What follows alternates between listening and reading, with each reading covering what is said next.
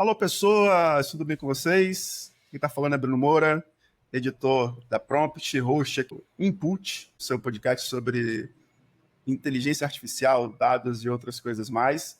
Sempre trazendo, né, como eu sempre repito, um convidado muito especial. E hoje não tô menos especial, não. Hoje eu tô muito especial. Também é outra pessoa que eu tenho uma grande admiração de longa data. Eu tô aqui com o Theo Calvo, cara muito conhecido do meio, principalmente pelo seu projeto de educação, que é sensacional. Ensinar, né, estatística, machine learning, Python, IA para as pessoas, tá? De forma gratuita no YouTube, na Twitch. E tá, eu sempre digo que Caetano foi muito feliz quando ele disse que cada um sabe a dor e a delícia de ser quem é.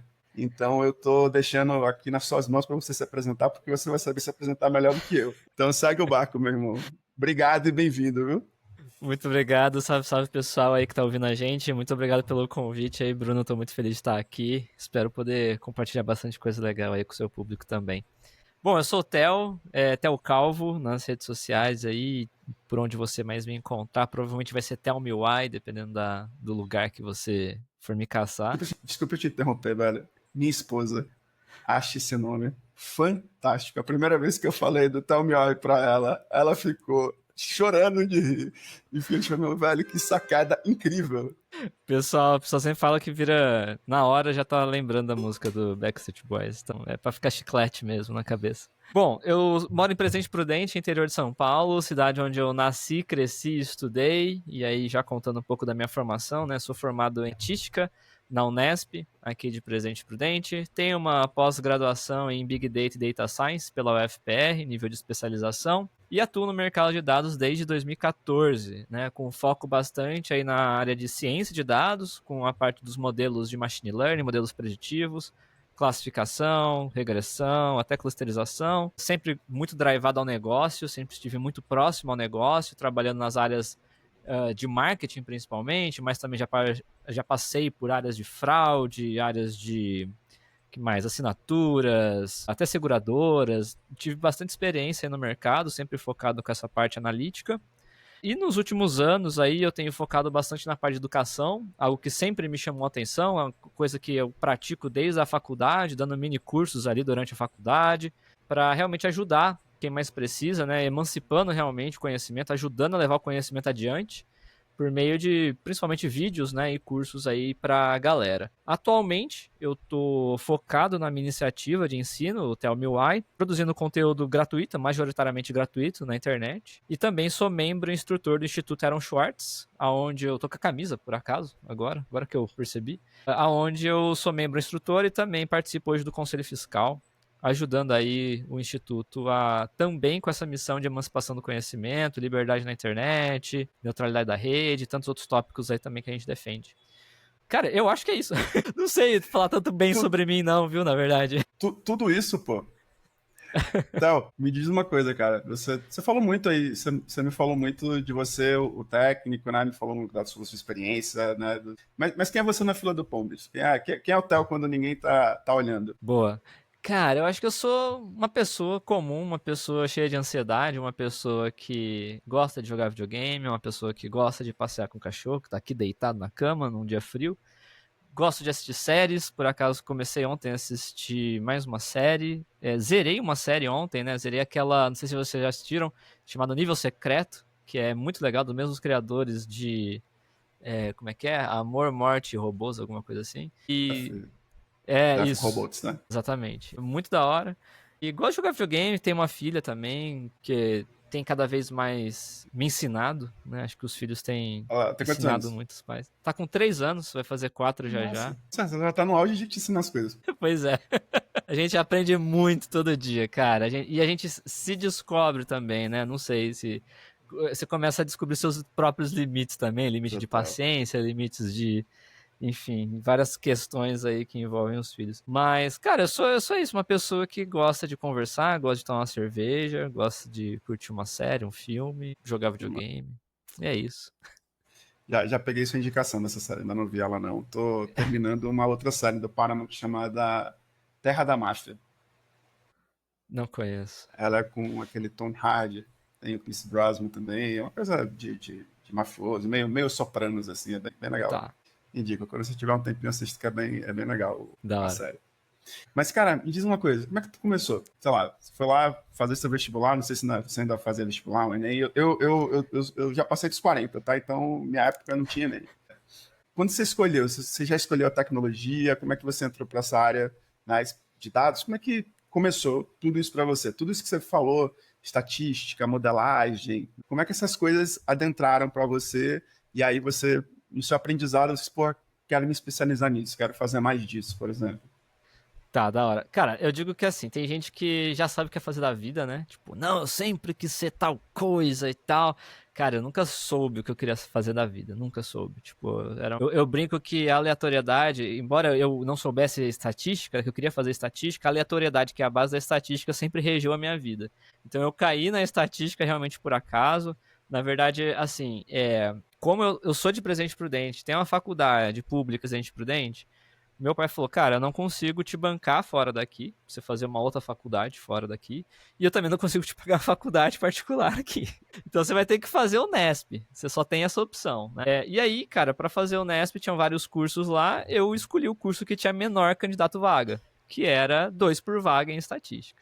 Então eu entrei na estatística, ainda na lista de espera, passando no vestibular, e aí eu tava bem no meio dessa mudança toda que aconteceu. Então no meu ano eu tive Enem, eu tive vestibular mesmo da VUNESP, e aí o Enem entrava com uma nota ponderada ali para ajudar sua pontuação no vestibular da Unesp, né? Tinha um incremento ali. Mas, cara, eu entrei por acaso, assim, na estatística. Tanto que meu primeiro ano da estatística foi muito conturbado. Eu não entendi o porquê que eu estudava aquelas coisas, estava muito decepcionado, não via a parte prática daquilo, era só cálculo, álgebra linear, geometria analítica, no talo, assim, e falava, meu, Mas mas pra que eu vou usar tudo isso, né? você já tinha afinidade com matemática? Era a disciplina que eu não pegava recuperação. Eu não era uma pessoa que, tipo, pô, tirava 10 em matemática. Não, era a disciplina que eu não pegava recuperação. Eu fui sempre um aluno muito mediano. De, tipo, passar com 5, 6 ali e tal. Nunca fui um aluno destaque, nada. Mas matemática eu passava. Então, tipo, de todas as disciplinas que tinha, com certeza matemática que eu tinha um pouco mais de aptidão. E é por isso estatística, né? Ou era estatística ou engenharias também, né? Eu prestei alguns vestibulares para engenharia. Mas estatística, como eu disse, era aqui em Presidente Prudente, numa faculdade pública, é o que fez mais sentido naquele momento, né? Então, assim, E meu aí, primeiro... Cara, então, quando eu passou esse passei... primeiro contato, esse Aí contato que você tá me foi dizendo isso. dessa resistência. Cara, foi tipo assim, passei no vestibular. Tipo, passei. Então, meu pai brincava comigo que eu precisava chegar no portal do Diablo, tá ligado? Pra ter o checkpoint. Tô ligado. E o vestibular era o checkpoint. Então, tipo, pronto. Tem um checkpoint que é o vestibular, passei, tá lá. Depois eu vejo o que eu faço, eu vou transferir de curso ou não. Mas tem um checkpoint. Então, a alegria de ter passado no vestibular foi mais por, tipo, ter fechado uma etapa do que pelo que eu ia estudar propriamente, porque eu nem fazia muita ideia do que seria isso. E aí o meu primeiro ano foi muito complicado, assim, né? Peguei várias DPs, né? Dependência e tal, e reprovei em quase todas as disciplinas e acabei nem entendendo direito o que eu estava fazendo ali. E só no outro ano, então, isso eu tô falando 2010. 2010 foi minha entrada na faculdade, né? Fevereiro de 2010. Só no outro ano, 2011, que eu falei, vou retornar para a faculdade, então, que eu abandonei o curso no meio do ano, no meio de 2010 eu saí do curso. E aí em 2011 eu falei, vou voltar. Nesse eu vou voltar, eu caí naquela parada do alistamento militar obrigatório, que eu tinha que ficar um ano no quartel, um ano ali no TG, tiro de guerra. E eu cumpri esse um ano. E durante esse ano, pô, foi um momento, pra mim, pelo menos, de muito amadurecimento. Aonde eu comecei a Cara, entender um pouco mais. eu não te imagino sem barba, com cabelo curtinho. Pô, Parece cara, outra pessoa na minha cabeça. é outra pessoa, outra pessoa. Cara, eu marchava tão bem, velho, que eu era da guarda-bandeira nos Porra, desfiles e tal. que Então, massa, pô. eu era, tipo, bem dedicado, assim, né? Até cheguei a fazer um cursinho pra fazer o que a gente chama de ESA, que é a Sim, Escola de escola de Sargentos. sargento. Exatamente. Enfim, mas acabei desencanando. Falei, não, essa vida de milico não é pra mim, não. Muita autoridade, muita hierarquia não é pra mim, não. Mas ali eu descobri várias coisas. Então, tipo, meu subtenente, ele que me deu meu primeiro CD do Ubuntu, mano. Que Que, massa. tipo, falei, caramba. Então, software livre eu conheci, software open source, né? Conheci Sim. por causa do tiro de guerra. Esse meu subtenente que me indicou estudar MySQL, tá ligado? Tipo, cara, assim, uma coisa Que totalmente massa, fora cara. da realidade, né? Fora do que eu imaginava. E, tipo, pelo menos plantou algumas sementinhas ali. E o principal, o TG foi a primeira coisa que eu terminei na minha vida. Porque eu nunca terminei nada. Você falou que, antes daqui, né, da gente começar a conversar, você falou que é faixa Sim, preta em jiu-jitsu. isso. Pô, eu comecei karatê, kung fu, Mas, comecei beisebol, comecei um monte de coisa, não terminei mas nada, não cheguei nem po- um nível máximo. posso te contribuir e te ajudar para dizer que você não tá sozinho? Só tem duas Manda coisas que ver. eu terminei na vida: a minha faixa preta de jiu-jitsu e a minha graduação. E agora, depois de 8 pós tentando terminar, eu terminei uma também. Pô, Mas só são essas três coisas, tá? da hora, da hora. Então, aí eu terminei o TG e aí falei, agora eu vou voltar pra estatística. E aí eu resolvi encarar a estatística de um jeito diferente do que eu tava encarando antes. Eu resolvi encarar como um desafio. Como, tipo assim, eu não preciso gostar dessa parada. O que eu preciso fazer é terminar essa parada. Então eu me dediquei ali bastante, cara, comer com farinha a parada estatística. Então, assim, tentava fechar a disciplina logo na primeira prova. Pô, se eu tirar 10 na primeira prova, eu nem preciso fazer a segunda. Então, por que eu vou fazer a segunda prova? Eu já vou tentar estudar o máximo que eu consigo pra matar isso aqui e já zerar ali na primeira prova e tal. Então, encarando realmente a faculdade como um desafio. No meio disso, no meio dessa dedicação, que realmente pra eu passar na parada, eu acabei me apaixonando. Falei, caramba, velho, isso aqui é da hora. Agora sim eu comecei a gostar disso aqui do que eu tô fazendo, né? E aí eu comecei a querer estudar mais, aí comecei a participar de projeto de pesquisa, grupo de pesquisa, bolsa de iniciação científica, e comecei a querer entender mais como conectar a parte da estatística com a computação. E aí talvez valha a pena trazer um pouco do histórico da minha adolescência, que eu era uma pessoa que estava sempre na frente do computador, mas sem entender o que o computador era capaz de fazer, no sentido de além do usuário. Eu era um usuário de computador, usuário de MSN, Orkut, craqueava jogo, baixava torrent, mas eu não entendia que eu poderia ser além de um usuário, eu poderia criar software também. E aí na Cara, faculdade, eu ia ser muito velho agora, ia perguntar se você mexeu no Mirk. mexi. No Mirk do Windows, né? Chamava Mirk por causa do Windows, se eu não me engano. Eu tinha uns canais de Mirk aqui em Prudente. Uma das primeiras vezes que eu comecei a ter mais afinidade com TI foi porque eu aprendi a abrir compartimento de CD pelo Mirk. Você gerava um Legal. scriptzinho, você mandava o script para a pessoa achava que era uma Cara, mensagenzinha, e aí não vou dizer que era um vírus, não, porque não era um vírus, porque não prejudicava nada, mas a bandeja do CD, abria. enquanto ela não reiniciasse a máquina, ela ficava abrindo e fechando. Nossa. Cara, me divertia horrores com esse troço, pô. Me divertia horrores com isso. Cara, a gente fazia. Mas isso eu tô falando, mais ou menos, 99, 2001. É. Eu comecei. Eu usei Mirk, eu acho, 2005, 2006, por aí. Aí depois foi o MSN, e É, aí no MSN a gente fazia macro pra derrubar as pessoas. Não sei se você chegou a fazer isso. já acho. Eu não cheguei, Pegava, não cheguei não, mas vi as pessoas fazendo. a gente pegava vários emojis que tinham animações pesadas assim, aí criava uma macro gigante com vários emojis e começava a mandar pra pessoa. Aí caía, derrubava a conexão da pessoa. Enfim, então, tipo, por conta dessa vontade de querer aprender também sobre computação, quis começar a aprender mais realmente como aplicar estatística e unir estatística com computação. Tô falando isso em 2012, 2013. O termo data science, ou cientista de dados, não estava ainda cunhado, igual a gente tem hoje, né? Tipo, Sim. então, ainda mais aqui em Prudente, pô, ninguém conhecia isso. Então não tinha muita clareza realmente de como unir estatística e computação. Só depois, que aí lá em 2014, 2015, durante o meu estágio, é que aí eu fui entender que existia uma parada chamada Data Science e Machine Learning, que era a junção da estatística com a computação. E aí eu fiz esse estágio na editora Abril, eu viajava 1.100 quilômetros por semana, porque eu sou de Prudente, o estágio era na Abril, eu ia e voltava toda Todos os semana. dias de São Paulo, Prudente? Eu ia na quarta-feira à noite e voltava sexta-feira à noite. Ficava 2 dias no estágio, e aí os outros 3 dias aqui estudando, fazendo as disciplinas para ir matando a faculdade, né? Fechando a faculdade. Então foi um tempo, um ano fiquei fazendo isso. Mas na Abril já era um estágio para Data Science Era. ou era um estágio de estatística e ali também a galera começou também a fomentar a perspectiva do Data Science? Essa é uma excelente pergunta, porque assim, a área era uma área que, na verdade, era uma startup da Abril que nasceu a partir de um departamento da Abril.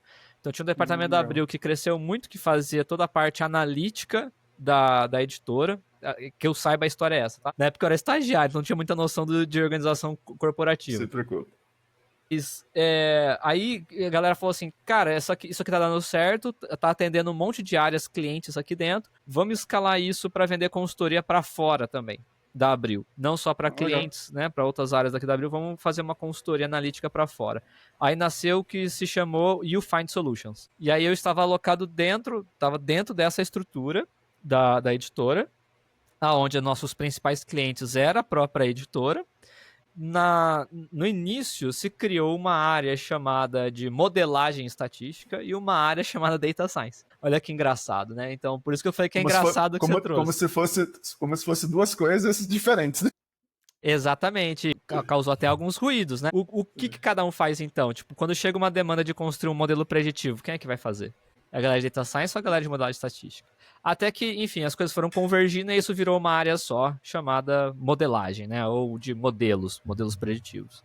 Eu entrei para o time dos estatísticos, para modelagem estatística, né? Minha chefe era uma estatística, a maior parte das pessoas ali do meu time também eram estatísticos de formação. Então, é ali que eu conheci o termo Data Science. E a galera de Data Science, na época, na verdade, fazia muito mais de engenharia de dados, que era tomar conta de ambiente da AWS, tomar conta de pipeline de dados, ingestão de dados, etc. Fazer deploy dos modelos. Então, essas coisas estavam se moldando. Mas foi lá que eu conheci o termo ciência de dados, machine learning. Falei, é isso que eu quero fazer. Eu quero estudar essa parada chamada machine learning. Aí meu TCC foi machine learning mesmo. Foi onde eu saí do R e fui pro Python. Então, na academia... Eu ia te perguntar isso. Quando foi que tu abraçou R na sua vida? A única pessoa que eu vejo normalmente mexendo com R tem que ser um estatístico. Se não for estatístico, é muito difícil uma outra pessoa da área de data science, com formação de tecnologia mesmo e tal, optar pelo R ou mexer pelo R, né? Recentemente, na minha pós, nas aulas que eu estava tendo, isso era uma pergunta que eu fazia, assim, para ver se eu descobria alguém que dizia assim, não, para isso aqui ou para tais coisas, determinadas coisas, sim, usar R vai, sei lá, eu sempre, mais uma curiosidade minha, não é uma questão de competição, não, tá? Não tô dizendo que um é melhor, outro é pior, não. É só porque eu ficava curioso em saber por que o R para o estatística é uma coisa tão intrínseca, né? O uso do R é tão intrínseco. Cara, eu acho que tem vários fatores, né? Primeiro que eu acho que o R, ele foi criado por estatísticos para estatísticos. Essa é a maior qualidade e o maior defeito dele. Então, entendi. Esse é o primeiro ponto. Segundo, os papers, normalmente, dos métodos estatísticos, saem primeiro no R. São em R.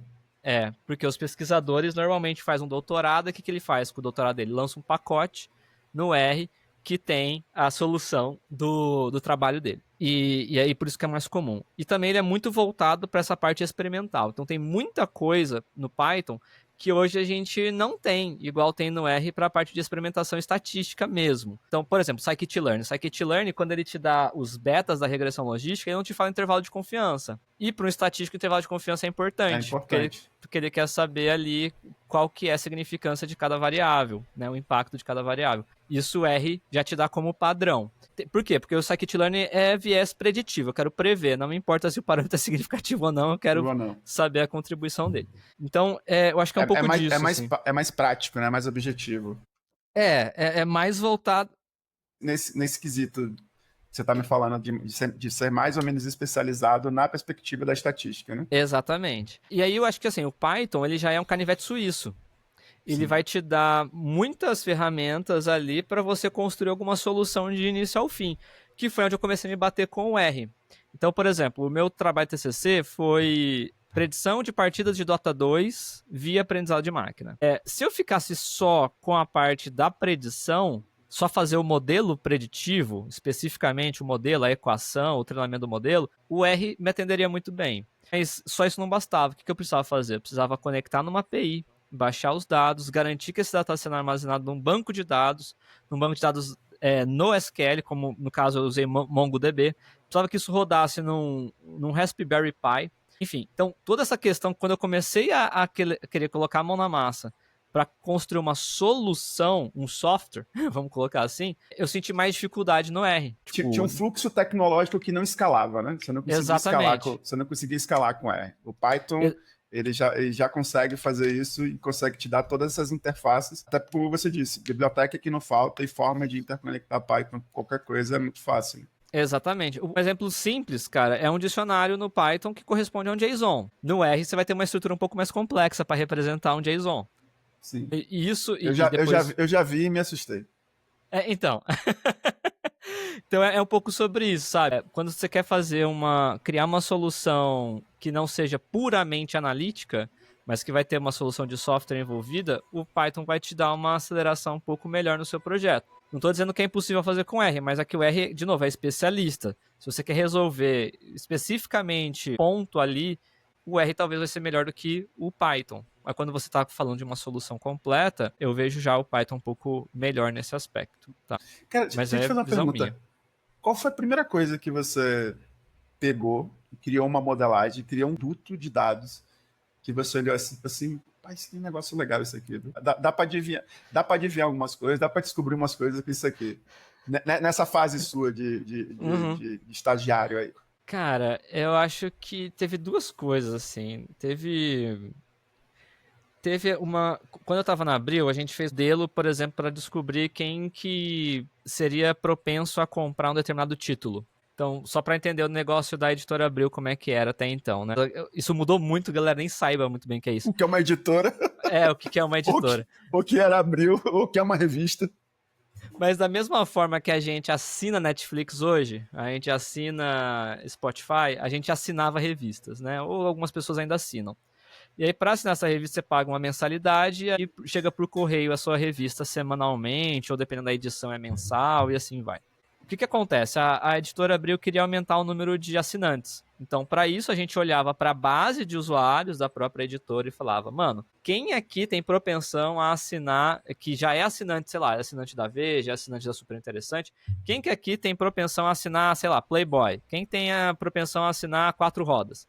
E aí, com base nessa probabilidade, a gente mandava por exemplo, uma mala direta, que era a coisa mais cara que você podia ter, para casa da pessoa. E a pessoa recebia um exemplar da Cara, revista mala com. direta é um negócio muito. É, Ó, muito old pra quem school, né? tá ouvindo e não sabe o que é mala direta é um e-mail que chegava na sua casa, só que era físico, tá? Exatamente. A gente mandava uma revista de amostra grátis, por exemplo, para a pessoa, e aí via se a pessoa, e aí a pessoa respondia, por exemplo, por correios ou ligava para assinar aquela revista que a gente mandou de degustação para ela. Então, essa seria uma ação de marketing. Uma outra ação seria e-mail, outra ação seria ligar, outra ação seria mandar só uma carta e tal. Então, tipo, isso é caro, né? Tudo isso que eu falei é caro. Não, e-mail é baratinho para um, mas você quer abordar um monte, então isso fica Precisa caro. assinar uma plataforma que faça esse disparo em massa, que não seja um spam. Exatamente, aquecer e-mail, aquecer IP, enfim, tem várias questões aí operacionais. E aí a gente fazia modelos, então, para propensão. Então, quando eu vi isso funcionando, que é tipo, a gente extraiu os dados, construiu o modelo, rodou a campanha e viu que dava resultado, eu falei, caralho, velho, que massa, tipo, eu estou, aspas, prevendo quem que vai comprar ou não e fazendo uma ação em cima disso, né? E trazendo dinheiro para casa. Né? Então, o que a gente vê hoje no TikTok, que é numa scrollada, ele te recomenda que Sim. conteúdo você quer ver, é o que a gente fazia na Abril, só que para você assinar um título. É basicamente o mesmo raciocínio. Tá? Acho que isso. E teve um outro projeto que aí também me chamou muita atenção, que foi de uma disciplina que a gente fez na faculdade. É uma disciplina chamada empreendedorismo. Era a única disciplina que não era única disciplina que não era de exatas, mas que o professor era do próprio departamento de estatística e ele falou assim: vamos fazer um modelo para prever sobra no restaurante universitário? Olha que da hora. Que Então, tipo, massa! muito foda. Todo Pô, dia, depois do almoço, eles pegam todos os restos que a galera o jogou do seu restaurante prato. era R$ 1? Não, já era mais Não. caro. Acho que era uns 2,50. Teve uma época que eu não estudava na UFBA, eu sou de Salvador, aí teve uma época que eu passava pela UFBA só para comer, eu tinha uns amigos lá, a gente dava um jeitinho de eu comer no restaurante universitário, e eu paguei muitas vezes R$ 1 para almoçar lá. É isso. Então, com base no cardápio, a gente queria saber o quanto que depois de ter todo mundo comido e tal, lixo orgânico ia pesar. Para quê? Para saber dimensionar melhor a cozinha, para não ter sobra, porque não sei, né, Fazer as pessoas às vezes não porcionamento, né? sabem. As pessoas, então, qual que é o lance? Que a galera às vezes não sabe. Sobra de comida, pela vigilância sanitária, é proibido você Ah, distribuir. distribuir. Você não pode redistribuir. Então é uma comida que vai, aspas, ser jogada fora. O que o restaurante fazia? Ele doava essa comida para um criador de porcos. Então, mas assim, tipo, olhando para o dinheiro público que estava sendo empregado ali era desperdício. Porque você Total. tá fazendo comida que não deveria, né? Tem Porque tá sobrando. Tem uma coisa, e aí um amigo que fez isso, ele era dono de um restaurante. Margem de restaurante todo mundo acha que é muito grande, né? Mas é bem apertado a margem de restaurante. Na maioria das vezes, tá? Tô falando assim de restaurantes populares, né? Restaurantes em geral, assim. E aí, o que acontece? Às vezes você não pode aumentar, senão você sai da concorrência. Tem uma série de restrições comerciais que fica ruim. Ele conseguiu aumentar a margem dele 1% a mais, só porcionando. E ele não fez cálculo, ele só pegou um cara muito bom da área de porcionamento e o cara começou a porcionar tudo de uma forma que diminuísse, que mitigasse esse desperdício.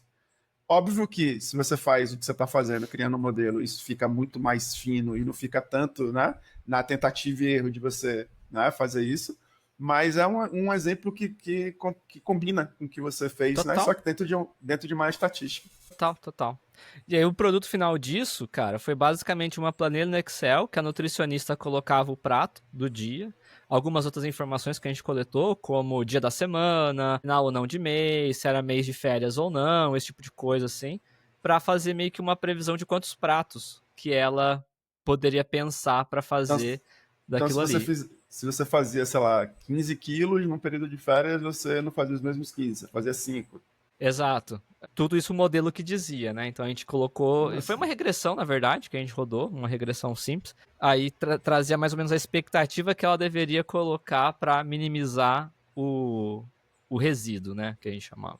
Então foi bem legal, assim, foi um contexto de aplicação mais voltado numa parte social, que eu acho bem importante, assim. Sim, mas que reverbera, dá para você tirar, mirar para um monte de lado da forma comercial, né? Isso que eu tô falando, por exemplo, restaurante, por exemplo, uma aplicação, por exemplo. Tem muito restaurante que tem aplicações, por exemplo, essa parte nutricional que faz todo esse controle, né? Se você tivesse uma modelagem ali, por exemplo, conectada que fizesse esse tipo de estudo, ajudaria muitos restaurantes, por exemplo, a minimizar esse processo da margem, por exemplo, a ter mais lucro e mais fôlego, né? Por isso que o restaurante fecha e abre muito por conta desse tipo de coisa, né? Total. É muito no feeling, né? Que a galera Sim. abre. Cara, e eu vou te dizer, eu adoro cozinhar, mas assistindo o Urso, eu acabei criando um certo distanciamento que eu até teve uma época que eu disse, pô, quero um dia abrir um restaurante. Não, não quero. É muito complicado, complexo, e eu daqui a um tempo quero ficar mesmo quietinho, tranquilo da vida. Cara, essa é uma discussão boa, né? Porque, tipo, Não é? a minha mãe, ela tem fé. Junto com a Aí. minha irmã. Elas são sócias e têm fé. Cara, eu falo, Ga- mano, ga- que bagulho complexo, mano. Garanto que alguém era robista aí do café. Ou sua mãe ou sua irmã gostava de É, fazer. exatamente. Os café vegano lá, né? Que a galera gosta de experimentar, o gourmet. Mas, enfim, cara, eu sei que o negócio é trash, velho. A operação dessas coisas não são fáceis, né? Não sou não. E, pô, eu já sei que, por exemplo, se eu for fazer um café um dia, eu vou fazer um café que não tenha cozinha. Porque quando você coloca coisa da cozinha no café, nossa, a sua operação, ela cresce de um jeito bizarro. Porque você Então, vira um restaurante quase, pô. exatamente. É bizarro. Eu gosto muito de café. Outra coisa que eu teria era um café. Eu estudo, eu gosto. Eu não sou nenhum barista, mas gosto de experimentar. Tenho aqui um monte de apetite em casa. Acho massa o ambiente do café. É um dos lugares que eu mais gosto de ir na vida, mas é um lugar que, sinceramente, eu também não teria. Justamente não é só o lance de você fazer o café ou de você tomar o café, né? Exatamente. Tem uma operação de uma cafeteria brasileira chamada The Coffee, que eu acho o modelo dele sensacional. É só umas coisinhas na gôndola, uns docinhos, assim, bem simples na gôndola, não tem cozinha, e café. Pronto, acabou. É isso. Se você encosta nele, você vai tomar café, tem gelado, quente, tem vários tipos. E se você quiser comer, você vai comer ali um cookie, linha, uma coisa assim bem simplesinha e acabou. Não tem mais nada.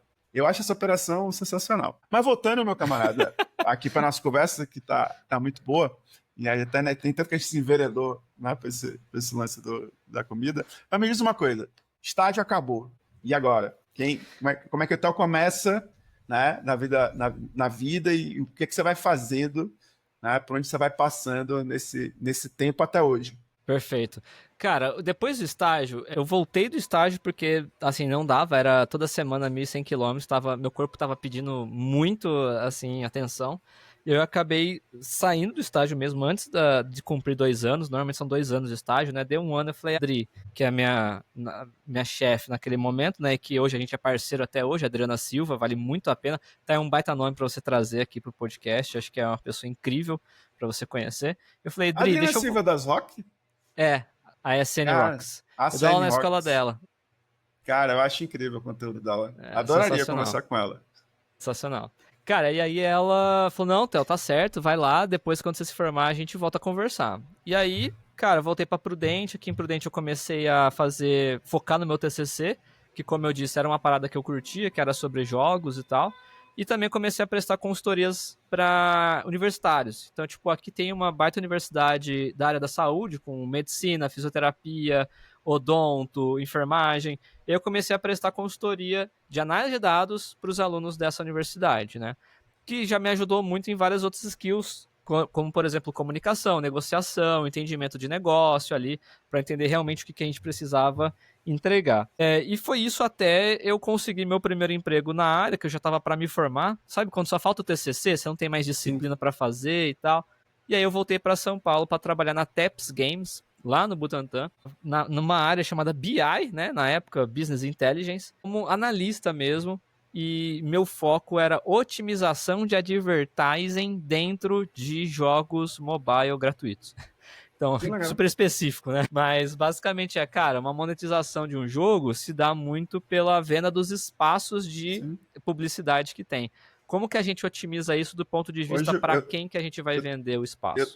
Eu trabalho numa EdTech hoje, então eu conheço bem o que você tá Que da hora, que da hora. Então é isso. E aí, basicamente, a gente tinha que saber assim, qual ad network que a gente tem que vender esse espaço. Aí é um leilão. Aí eu tava ali do lado da criadora do app, falando assim, tá, como é que a gente vai distribuir? Porque não adianta você pegar muita publicação, muito espaço de uma ad network específica, porque senão o preço da CPM, o preço do ad começa a cair. Então você tem que distribuir, na verdade, entre várias para garantir o ECPM máximo, global, maior. Enfim, então essa era a ideia. E aí a gente eu construí alguns modelinhos para rodar nisso e rodava em 100 apps, esses modelos para conseguir fazer essas. E aí o que ele fazia? Ele distribuía o que você tinha de espaço para essas D network. Vamos supor que você tivesse lá o Google, sei lá, Magnite, umas 3, 4, 5 assim dessas. E aí você dizia, tenho disponível 100 aqui agora, 100 espaços, eu tenho disponível 200 espaços, 300 espaços. E você ia pivotando entre elas. Mais ou menos. Tipo, basicamente, cada vez que o app pedia uma publicidade, a gente tinha como se fosse um middleware na frente, dizendo para qual ad network que aquele espaço seria enviado. E aí, nisso, a forma Pelo como preço do valor da CPM. Calma. Mais ou menos isso. Foi mal. Mas aí esse middleware, o que ele fazia? O nosso modelo dizia o peso de cada ad network. Então, ele basicamente jogava uma moeda para cima, esse middleware falava, dessa vez é tal. Então, era um sorteio. Os pesos eram definidos pelo modelo. Então, tipo, o app pede pro middleware, o middleware fala assim, dessa vez é tal. Por quê? Porque a chance dela, vamos supor, é 33, 33, 33. Então, ele vai jogar 33% para cada ad network, a que sair resultado vai para ele. Se eu mudo esses pesos e coloco, sei lá, 70, 20, 10, aí 70% das vezes que o meu app pedir vai para aquela, 70% e assim vai. Então foi a forma como a gente construiu. E aí o meu modelo, o que ele fazia? Ele atualizava os pesos. Cada legal. Modelo de cada app tinha pesos atualizados ali, sei lá, D-1, ou durante o dia mesmo a gente fazia atualizações e assim vai. E isso tudo era feito em quê, então? Tudo em Python. Tudo em Python? Tudo em Python. E o que de biblioteca que você utilizava? Scikit e StatModels. Na época eu usei muito Scikit e StatModels, e aí mais algumas outras para utilidade, para poder, por exemplo, acessar esse SFTP. Todas essas configs eram JSONs no middleware. Então, tipo, cada JSON era de um jogo, por exemplo. Aí a gente atualizava todos os JSONs. Sexta-feira, 7 da noite, eu quebrei essa brincadeira e todos os JSONs apagaram. Ia passar o fim de semana inteiro sem nenhum jogo monetizar. Putz. Só que aí, tipo, por que acontece? Como é que era feito antes? Aí vem experiências de desenvolvimento de software. tinha pessoas específicas com a parte de otimização, e essas pessoas atualizavam esses pesos na mão. Então, o JSON, às vezes, quando o próprio app lia, ou o middleware lia, ele conseguia corrigir alguma quebra que tinha, porque era a Lua que rodava, se eu não me engano, Sim. e aí ele corrigia essas quebras. No Python, não. Quando você tenta dar um parse de um texto, de uma string, que não vai para o dicionário, ele simplesmente quebra. E eu não coloquei nenhuma exceção. Então, no meu código, quando eu lia os pesos atuais e mandava atualizar, ele estava gerando, na verdade, um JSON vazio. Aí eu atualizava de volta um JSON vazio. Então, tipo, eu fudia a porra toda. Só que aí a gente conseguiu recuperar, tinha um backup e tal, aí conseguimos fazer... Deixa eu te perguntar uma coisa que a gente passou e que a gente conversando não ficou claro para mim. Mas, beleza, tu fez a faculdade de estatística, entrou nesse estágio. E aí, esse cara que sabe que o JSON faz isso, que o Python faz aquilo, da onde que veio esse conhecimento? Cara, Porque na faculdade de estatística você não aprendeu isso, ou tô errado? Não. Foi durante o estágio. Durante o estágio, quando eu falei assim, pô, peraí, o Python é o cara da vez, cheguei lá no estágio e vi que a galera de Data Science usava Python, a galera de estatística usava SAS e R, majoritariamente SAS. E aí eu falei, cara, eu quero aprender Python. Aí eu tive um desafio, que foi o que me convenceu a sair do R, que eu tinha que ler uma tabela de, acho que, 1,5 milhão de linhas, que era... reporte de e-mail, para saber se a pessoa abriu o e-mail, clicou no e-mail, clicou no link, etc. É uma tabela gigante assim. E eu não conseguia ler isso no R de jeito nenhum. Com o Python eu consegui ler. Eu fiz só uma maneira simples, né? Só abri um arquivo com o Open mesmo e fui lendo com buffer os dados, e aí leu em tipo 10 segundos, leu o arquivo inteiro e calculou todas as estatísticas para mim. E eu falei, pô, então eu vou pro Python. E aí eu engoli o Python, assim, eu fiz curso na Udemy, eu comprei um livro de Python chamado Introdução ao Python, depois tem que ver aqui. Comecei a ler aquele outro livro, Pense em Python. Cara, aí eu comecei a realmente, tipo, comer com farinha Python. Tudo que eu podia fazer com Python, eu fazia com Python. Na faculdade, eu tive aulas de simulação estatística, que era feita em R, e eu pedia pro professor para eu poder fazer em Python. Então eu implementei método de bootstrap no Python, implementei método de jackknife, que é bootstrap no Python. Toda a parte de estatística eu comecei a fazer no Python. E aí eu comecei a conhecer as bibliotecas mais utilizadas. Então eu realmente falei, cara, o que eu sei fazer com R, agora eu vou começar a fazer com Python. Praticamente sabe igual quando você tem que ir pro Linux, aí você desinstala o Windows? Foi o que eu fiz. Eu vou desinstalar o Windows porque eu vou me forçar a aprender Linux. Então tudo que eu tinha que fazer, que eu sabia fazer já no R, eu falei, vou fazer agora com Python. E aí foi isso. Que massa, né? E aí me fala uma coisa. Aí, beleza. Você passou por essa empresa de jogos. Uhum. E aí, como é que nos outros trabalhos que você foram fazendo, como é que foi ampliando esse seu processo com Data Science? Como é que você foi aplicando mais e sobre o que a tecnologia ia se aprofundando pelo meio do caminho? Porque a cadeira, a matéria, o entendimento sobre Data Science nos últimos, sei lá, 10, 5 anos, ele evoluiu muito com bibliotecas, com tipos, e principalmente com inteligência artificial. Como começa esse papo, essa Perfeito. ideia para você, o entendimento de que, cara, isso aqui é o que eu preciso também dar uma olhada, esse aqui que vai me ajudar, ou começar a mexer, entender esse troço, esse tal de Transformer não é só o filme que eu vejo na TV, entendeu? Em que ponto, por exemplo, vai ver esse cara? IA é uma coisa que vai ajudar o processo muito aqui da... Porque assim, tem uma coisa que eu vi esses dias que eu achei genial. Não dá para falar inteligência artificial sem falar sobre dados. Tá? Eu entendo inteligência artificial como, né, uma disciplina e como uma decorrência direta e ativa da área de dados. Se eu for falar de IA, eu tenho que falar de dados, porque tudo que você aprende sobre dados, você vai, né, impactado em IA, e o que IA faz é produzir, ou consumir, ou entregar dados. Perfeito. Cara, vamos lá. Eu acho que a principal porta, assim, para mim, que fez entender isso foi a minha ida para uma empresa de consultoria, que foi o SAS. Então, quando eu entro no SAS, na verdade, na área de pré-vendas, onde eu tive contato com vários clientes do mercado, e aí os clientes do SAS, a gente está falando basicamente de banco, telecomunicações e seguradoras. que é a maior fatia e mais responsável pela receita também, e de impacto até hoje que a gente vê de modelos, que estão na vanguarda normalmente dos modelos, etc., eu comecei a entender melhor o tamanho disso e a infraestrutura necessária para isso. E aí já mata o que você falou. Cara, é dados. Sem dados, não dá para alimentar um modelo. Nenhum modelo, nem os modelos largos que a gente tem hoje, né, os LLMs da vida, nem os modelos de machine learning tradicionais. Então, tudo começa pelos dados, pipeline de dados. Mas, ok. E aí, a aplicação de tudo isso vai em diferentes áreas. Foi onde realmente aí abriu a minha cabeça. Que eu estava olhando primeiro para uma empresa de games com otimização de advertising. Quando eu fui para o SaaS, eu entendi que aquilo tem aplicação. Por exemplo, prever se o seu cliente vai cancelar ou não o contrato. Então, Netflix, qualquer operadora de celular, qualquer operadora de internet, é a mesma ideia. Eu consegui entender que dá para prever qual que seria a sua probabilidade de dar um calote no banco, qual que seria o seu limite do cartão de crédito, qual que seria a melhor forma de distribuir a minha questão de, por exemplo, trabalhei numa empresa que era distribuidora de refrigerante. Passei por uma empresa, né, como consultor de distribuidora de refrigerante.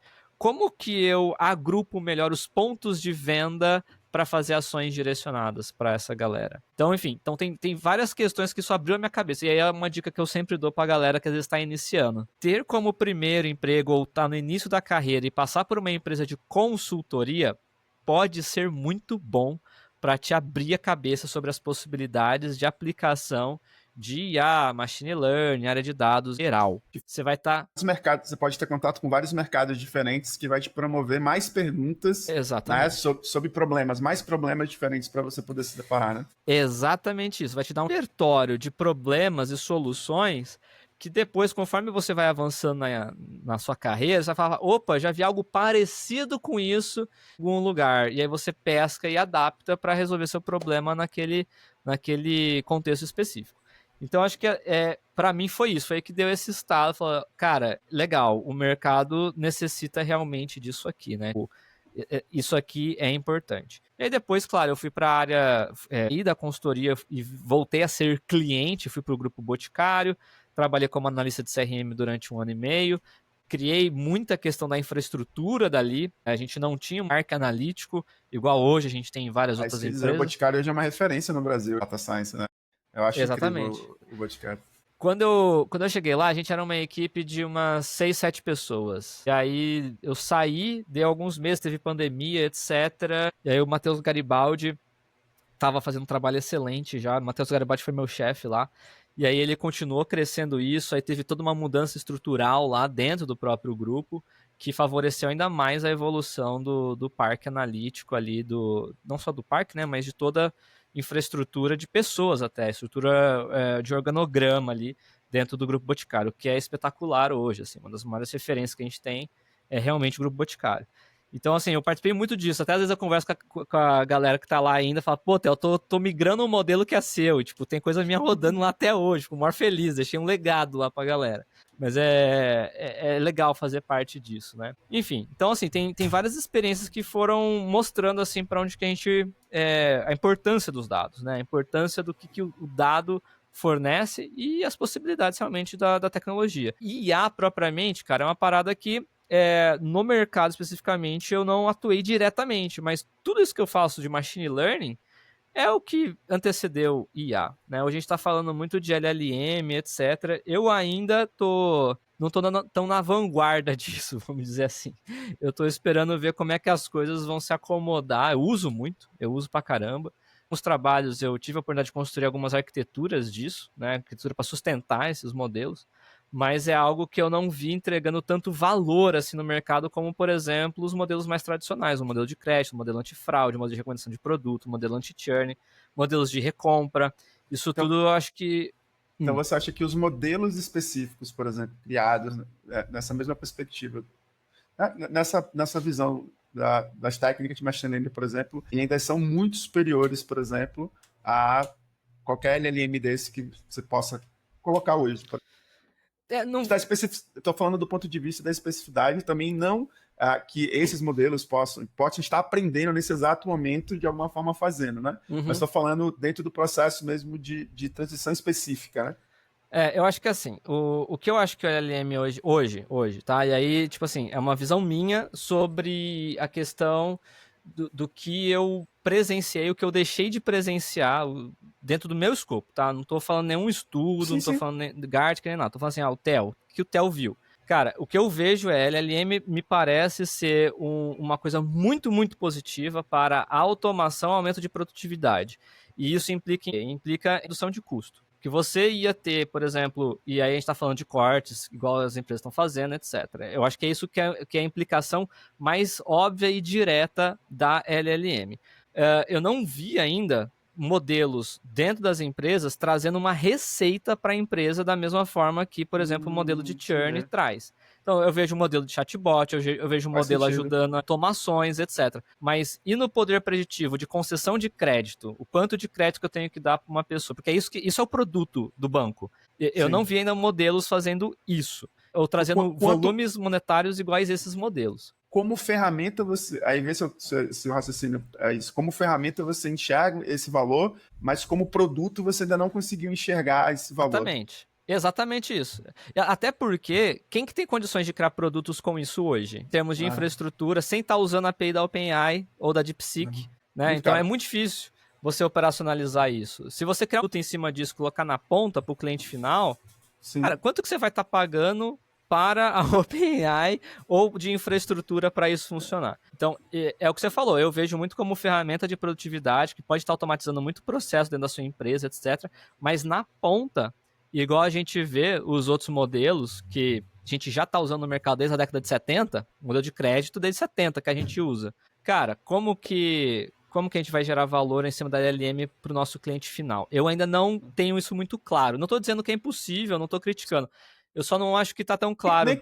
Nem que esteja acontecendo nesse momento, a gente não está sabendo também, né? Exato. Não, mas eu concordo com você. Eu acho... esse tipo de coisa é boa, tá, levantar, porque deixa as pessoas mais pé no chão. Eu fico muito, muito pé da vida. Pô, a gente nem passou ainda por uma transição e tem gente falando em AGI por aí, e tem essa maluquice das pessoas achando, né, que a IA vai conquistar o mundo, do ponto de vista da dominação. E eu acho que gera duas coisas, né? Primeiro, é a nossa imaginação, e a gente é fértil para imaginar coisas, né? Porque é mais fácil a gente se ater à fantasia do que, né, a nossa realidade mesmo. E também tem muito desses malucos americanos lá do Vale do Silício que adora ficar criando o marketing para poder valorizar suas próprias empresas e seus próprios bolsos. Né? E aí, nesse ponto de vista, eu acho bizarro, porque para mim a conversa está mais embaixo. E o que eu sinto conversando com as pessoas é que essa conversa ela tá um degrau abaixo. Por mais que a gente tenha visto tudo, porque, por exemplo, é legal ver um programa de TV feito na IA, é engraçado, é legal, mas como você falou, tá, fora pro cara ali que pode fazer alguma coisa, mas qual o valor de produto mesmo, né? Exato. Como aquilo escala, por exemplo. Né? Hoje você não tem modelos fazendo isso em horas, tem modelos fazendo isso em minutos, 2 minutos, mas, né? Você não vai produzir um filme todo, você não vai substituir uma produtora de TV, de vídeo ainda, de TV ainda. Né? Você tem uma série de coisas ali que ainda você consegue fazer uma coisa ou outra, mas você não consegue fazer tudo. Eu acho que esse é o ponto. E te ouvir falando isso é muito importante, porque traz as pessoas, a tecnologia, né? Ela tem um aprofundamento na economia um pouco maior do que você produzir um vídeo dentro do seu chat generativo que você tem ali. Sim. Eu acho que tem outro fator que aumenta esse hype, que, assim, por exemplo, o que chama mais atenção numa pessoa que vai querer entrar pra TI? Back-end ou front-end? Comum a galera ir pra front. Por quê? Porque vê a tela, vê a parada acontecendo. Tipo, vê que você clica no botão, o botão faz alguma coisa, tem uma animação. Back-end você não tem tela, mas você vai ter ali um log no prompt, vai ter alguma coisa assim. E aí eu acho que é um pouco parecido com o que a gente tá vendo de AI / Machine Learning. Machine Learning você não tem tela. Você tem um modelo que gera um score. Você está fazendo a escoragem de dados ali, uma probabilidade da pessoa ser churn ou não ser churn, ou recomendação de produto. Você não tem não é tão físico tangível. Assim. Você não é tangível, não é tátil assim para você olhar, materializar. Aí quando você vê a LLM, ela faz isso. Ela é o front. Fala assim, porra, tá aqui prompt, tem uma tela, tem um prompt, eu converso com a IA. E aí você enxerga agora a IA. E aí por isso que eu acho que chama tanta atenção, sabe?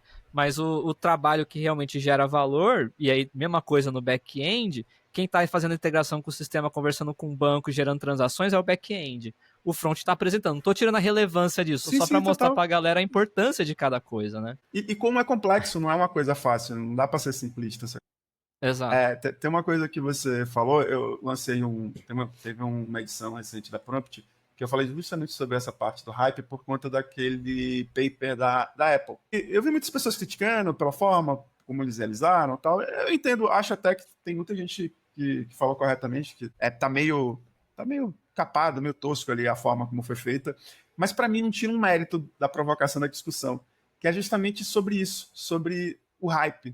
De que assim, olha, é legal, é bom, a gente tem que ficar ligado, tem que observar, tem que continuar estudando, se especializando, vendo, mas ainda não chegou desse jeito. Tem outras camadas aí que você precisa, né, que você precisa se ater, né? E aí, como você disse, essa coisa do ser tangível, né, principalmente para IA, tem uma coisa que é meio para mim, meio doida, é que essa coisa de você antropoformizar exatamente, né? Essa pessoa, essa figura, o raciocínio, o pensamento. E isso vai associando para as pessoas comuns, né, como algo muito perto da humanidade, né? Enquanto não é, só são termos para ser mais simples o entendimento de como ela chega em determinada coisa por determinado caminho, né? Mas que não é verossemelhante com o nosso pensamento, não é verossemelhante com a nossa perspectiva de entendimento das coisas, né? É mímica, né? Ela tá imitando o que alguém escreveu. É basicamente isso, com a maior probabilidade de acontecer. É basicamente isso. Então, aí agora quero te perguntar sobre o Tell Me Why. Animal. Como é que surgiu o Tell Me Why? Né? Por que surgiu o Tell Me Why? E como você enxerga a inteligência artificial na educação? E me dando essas duas perguntas, porque eu acho que elas hoje se combinam bem, porque eu estava conversando com um convidado no último papo aqui da Input, e ele usa isso, eu fiquei admirado, porque ele usa a IA, né? Ele dá aula em cadeiras de saúde, e ele usa a IA muito no processo dele de educação. Só que ele criou uma metodologia para fazer isso, e eu achei isso fantástico, que não é a pessoa que está brigando, né, com esse elemento que faz parte já da vida da gente. Perfeito. Ele está fazendo com que as pessoas aprendam justamente porque ele entende que quem não aprender, sem associar o seu devido conhecimento técnico, vai ficar para trás, de um jeito ou de outro, né? E eu queria ouvir isso de você. Sensacional. Cara, eu acho que é assim, né? Vamos falar do Tell Me Why primeiro. O Tell Me Why ele nasceu em 2019 como uma iniciativa dentro da Twitch, agosto de 2019, vamos fazer aí 6 anos esse ano, já, com a missão de mostrar o que é a vida real da ciência de dados. Então, tava numa época que era de bootcamp sobre ciência de dados, análise de dados, e aí todos esses materiais, basicamente, a pessoa que estava lá fazendo o curso, ela chegava já com um notebook, com o Jupyter Notebook pronto, todo cheio de código, e só rodava e a galera ia só acompanhando e copiando e colando código e executando. Eu falei, cara, eu quero fazer algo diferente disso. Eu quero mostrar as coisas não dando certo. Com o código tudo pronto ali, vai rodar, vai estar uma belezinha, mas vamos mostrar as coisas quebrando. Engenheiro de obra pronta, né? Exatamente. E aí eu falei, vamos fazer isso, vamos mostrar como é que é o dia a dia de um cientista de dados, de uma pessoa na área de dados. E aí eu comecei a levar códigos assim que não estavam prontos. Era código em branco, tava ali a tela em branco, quadro em branco, pra gente construir junto com a comunidade. E aí isso foi dando muito certo, né? A gente tá há 6 anos aí, viramos Twitch Partner, viramos GitHub Stars, GeForce Partner também, graças à comunidade, aonde o nosso objetivo é apresentar as ferramentas que a gente usa na área de dados e de tecnologia para a galera de uma forma diferente do que normalmente se tem. Então a gente começa realmente do básico, como se a pessoa não soubesse absolutamente nada, e vamos construindo isso junto com as pessoas, né? Mostrando os primeiros comandos, os primeiros códigos, exercitando a lógica. Eu não te disse isso, mas eu sou seu aluno, tá? E muito de Python você por sua causa. Esperei esse momento porque eu queria te falar isso, né? Você dizendo isso, para lhe agradecer publicamente. E agora eu tô aprendendo mais de estatística, estudando seu curso de estatística agora de 2025. Que da hora, valeu mesmo, fico muito feliz. E a ideia é essa, cara, ninguém solta a mão de ninguém, todo mundo se ajudando para que a gente possa realmente aprender junto. Então é um aprendizado junto mesmo, com várias pessoas que estão ali, né? A gente coloca centenas de pessoas em dias de curso ali juntos e vamos se ajudando. Nosso foco é na área de dados, mas a gente traz coisas que complementam isso, né? Então a gente tem Git, tem Python, tem estatística, tem Pandas, tem Machine Learning, tem SQL, enfim, várias coisas legais e também projetos, que é uma parada que eu às vezes eu sinto falta, né? É muito fácil pegar um dado lá no Kaggle que tá pronto, redondinho, e aplicar um modelo. E aí a parte que a gente nem chegou a discutir isso direito, né? Mas qual que é a etapa mais importante de uma IA ou de um projeto de machine learning? É a construção do dado.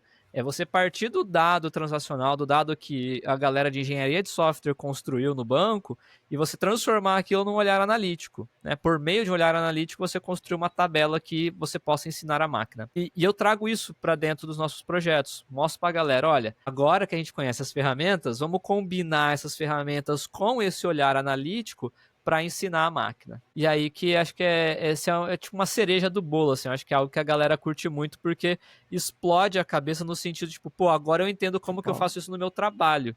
Porque no meu trabalho não tem a base do Kaggle. Eu tenho que chegar nessa base, tenho que construir isso. Então eu acho que é algo que a gente faz muito diferente, assim, que eu nunca vi alguém fazendo na internet, né? Mostrando essa construção, o porquê de algumas decisões, a gente discute muito as decisões que a gente está tomando, o que é muito legal, né?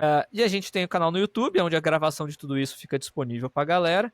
E fizemos vou chamar de plataforma de cursos, né? Mas a gente tem uma página feita com Streamlit mesmo, que é o que eu sei de fazer de front-end com Python.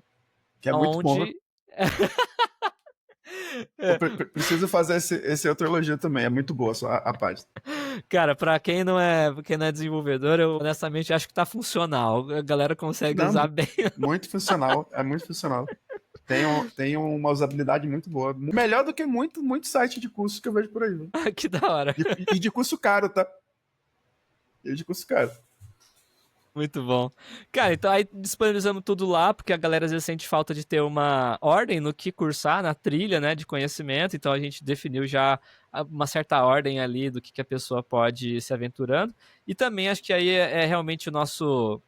que chama mais atenção da galera, que a galera que eu acho que mais ajuda mesmo. E isso foi graças aos alguns anos que eu tive como liderança, sendo gestor de pessoas, ajudando as pessoas no desenvolvimento, que foi a construção de um plano de desenvolvimento individual. Então, você aí que não sabe o que você quer fazer da vida, você pode ir lá no nosso site, você vai escolher qual que é a cadeira que você quer seguir, a carreira que você quer seguir, qual cadeira que você quer entrar, se é nível sênior, pleno e assim por diante. E aí você vai responder um formuláriozinho com as suas habilidades, com o que você sabe fazer, e aí já vai ter ali mostrando para você quais habilidades que você tem que focar para alcançar esse seu objetivo, né? E se tiver conteúdo meu que esteja conectado com essa disciplina, já vai aparecer para você ali também.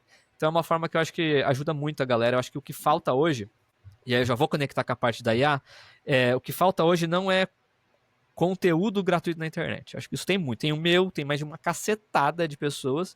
Então conteúdo não falta. O que falta é orientação. Eu acho que as pessoas não têm muita orientação no sentido de, tipo assim, por onde que eu começo, o que eu tenho que fazer primeiro. Às vezes até a dificuldade em definir o que quer fazer da vida, porque não sabe muito bem o que quer, mas acho que a gente tenta ajudar com essa parte da orientação. Tipo, dado que eu quero chegar nesse lugar, qual que é o caminho que eu tenho que seguir? Então a gente tá trazendo. E não só quem tá começando, mas quem tá migrando, né? Total. É uma área muito migratória hoje, né? A área de dados. Por exemplo, você vê várias pessoas de diversas outras áreas se enveredando e querendo saber e aprender mais sobre a área de dados. Concordo demais.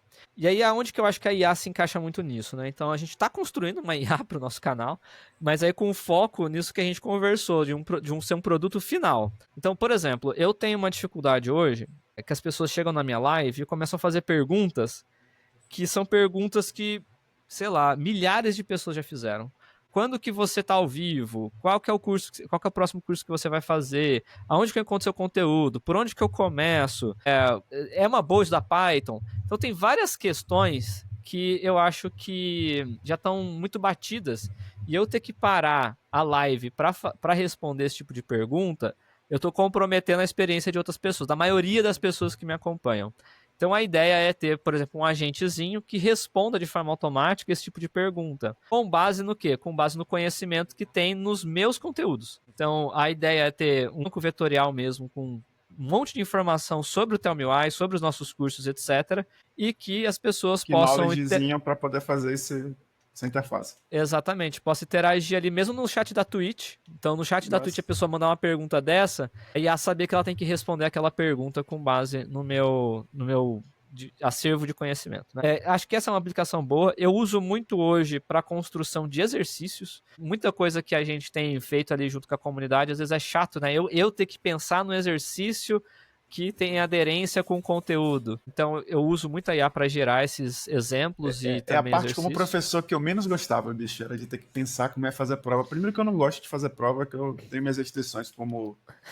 Né, como eu não aplico prova, né? não, viu? Eu não aplico prova. Nem nos cursos da Adriana, não sei se ela vai ouvir, mas no curso da Adriana eu não coloco prova, não, velho. Eu faço só exercício para casa. Então, eu gosto muito de avaliar as pessoas justamente com isso, né? E também quando você está lidando com educação de adulto, né? Que as pessoas sabem, elas sabem o que querem, né? Elas precisam ter esse comprometimento. Então, para mim, a avaliação ela é contínua o tempo todo e é feito muito sobre isso, muito exercício, muito projeto, muita coisa. E óbvio que tem algumas coisas que são mais legais e a gente quer fazer, mas, por exemplo, quando você quer fazer uma lista de exercícios, por exemplo, que ela só é uma lista mesmo para a pessoa, né? Como se fosse, sei lá, o cara de vez estar puxando ali 10 quilos no supino, por exemplo, que é só um esforço que você está fazendo daquelas áreas ali, é muito parecido, né? Aí você diz, pô, você não precisa, por exemplo, de um sonal, por exemplo, para fazer 10 barras no supino, né? Exato. Você precisa de um cara que gere o conhecimento para você fazer aquele conjunto de exercícios e é o conjunto daqueles exercícios que vai fazer você ter ali o seu objetivo com a perspectiva do exercício. A mesma coisa são os exercícios ligados à área de conhecimento que você vai fazer. A IA, eu acho que ela é importante e ajuda. Você ganha tempo com isso também. Sim, total. E aí eu tô pensando nessas aplicações, assim, tem outras aplicações que eu também tô vendo, assim, pro nosso canal, como, por exemplo, a própria recomendação do que estudar tá integrado ali de alguma forma no nosso site e tal. Então são coisas que eu tenho pensado, assim, coisa que você nem sabe fazer, né? Modelo de recomendação. Nem conhece como é que faz, como é que você pode fazer isso. Mas é basicamente isso aqui, assim, cara. E para educação eu vejo que vai um pouco nessa linha, assim, da gente fomentar o uso da IA como mais uma fonte de informação. Eu acho que é uma parte muito importante que a gente tem que, principalmente galera influenciadora, etc. Eu acho que é importante a gente ter esse papel de dizer que a IA, ela é mais uma fonte de informação. Ela não é a fonte de informação. Acho que é mais uma. Tipo, consulta algumas referências, mas consulta a IA também. Ou consulta a IA, mas também consulte outras referências.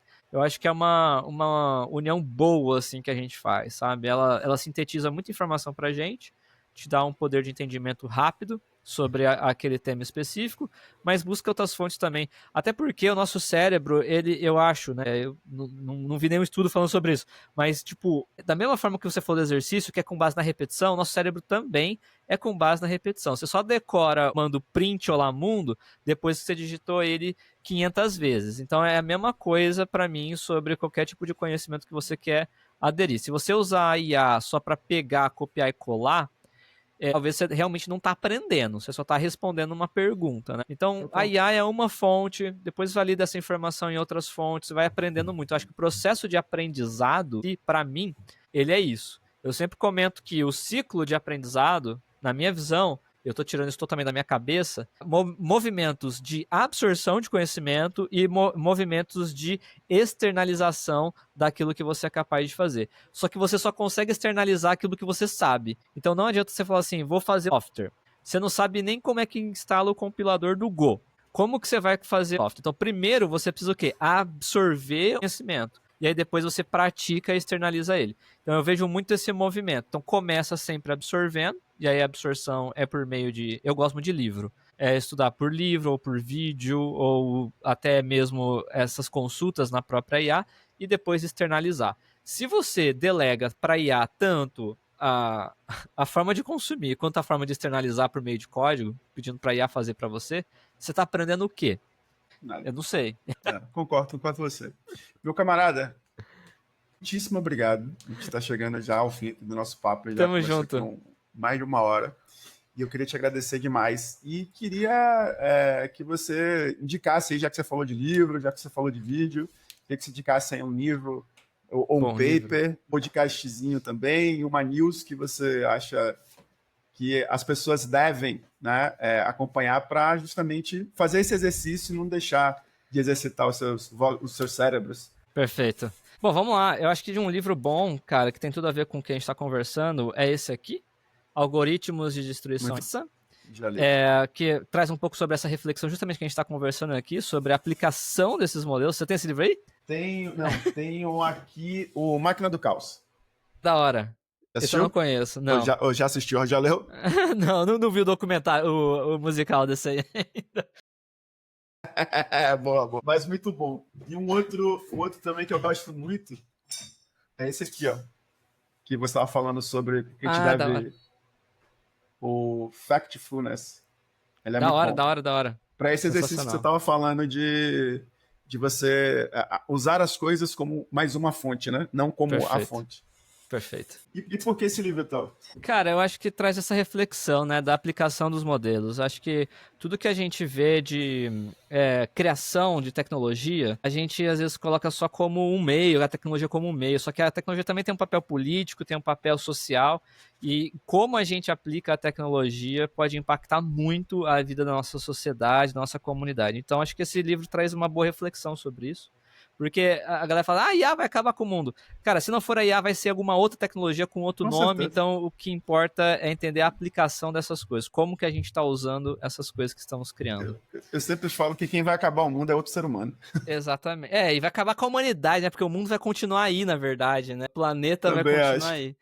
E o podcast, meu irmão? O que você tem ouvido por aí que você pode indicar pra galera? Ou se você ouve podcast também não tem Cara, problema. eu não ouço tanto podcast. Não tem a ditadura do podcast aqui também, não, tá? Deixa eu achar o nome aqui certinho. Tem o Tecnopolítica, do Sérgio Amadeu. Acho que é um bom podcast que também discute essas coisas, não só sobre do ponto de vista de algoritmo, mas também do ponto de vista de soberania digital, que é uma discussão um pouco mais ampla, que acho que vale a pena também aí a galera... O Sérgio já foi meu chefe. Que da hora! Eu participei de um projeto uma vez na Casa Civil, quando ele era presidente do ITI. E participei algumas vezes, estive com ele algumas vezes. Cara que eu tenho muito apreço, muita admiração Cara, também. sensacional. Eu podia ter colocado o livro dele aqui, que é o Colonialismo de Dados, que por acaso ele autografou, consegui pegar um autógrafo dele na CryptoRave. Tô muito feliz aí. E ele pelo menos confirmou, vamos torcer para que dê tudo certo, dele participar aqui do Aaron Schwartz Day em Presente Prudente esse ano, como palestrante. Vai ser bem legal. E uma news? Tu segue alguma news que você acha legal? News eu acompanho Data Hackers muito também. Boa. E do próprio Tell Me Why, né? Tell Me Why tem uma news pra... Que eu acompanho também. Que eu acompanho também. É isso. Mas, você diz aí pra galera nesse momentinho final pra gente fechar? Pô, só agradecer mesmo, Bruno. O papo foi muito bom, cara. Gostei demais aí. Me senti super à vontade conversando contigo. Fico muito feliz. Conte comigo, precisando aí, tamo aí. E galera, fiquem à vontade para me seguir nas redes sociais, Tel Calvo ou Tell Me Why. Acompanhem nossos cursos, nossos vídeos. Muita coisa gratuita aí pra vocês. E contem com a gente, conte comigo, com a comunidade. E tamo junto demais. Que massa, cara. Tudo que você falou aqui vai estar linkado quando sair a news, né, desse episódio nosso. E vai estar tudo lá, tá? Vai estar o curso. Eu até não sei se você lembra, um dia desse eu mandei para você uma mensagem dizendo que minhas recomendações durante muito tempo, das primeiras 10 news, eu acho, da Prompt, foi falando do seu curso. Foi quando você estava migrando e eu tava fazendo um jabá para você lá do curso, de tanto que eu gosto dele e de quanto eu acho que as pessoas precisam conhecer você, conhecer esse curso para poder aprender mais. Sensacional. E é isso, gente. Estamos terminando mais Put. Obrigado para quem acompanha até a hora. Até a próxima. Valeu, fui e tchau!